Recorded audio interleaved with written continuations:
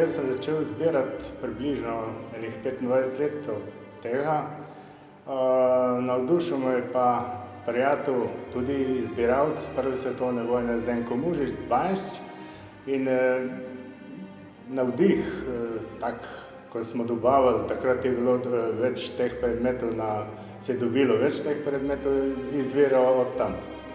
99% predmetov je izkopanih, potem pa restauriranih in brez dodatkov raznih kopit na puških, ročajev na bajonetah in to, dano v vitrino.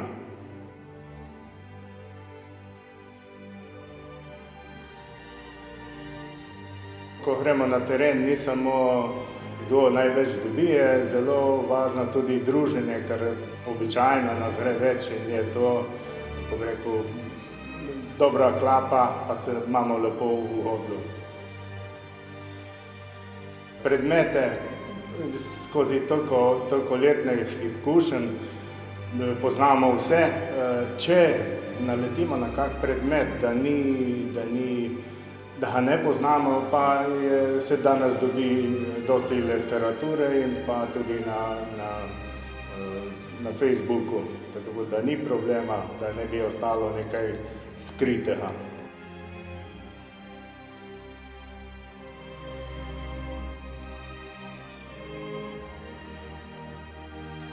Kadar čas dopušča, naredim tudi kako tako reč. Recimo to naj bi predstavljalo kot cvet, to se pravi svoboda, do nje vodi trnova pot, ampak čas neusmiljeno teče.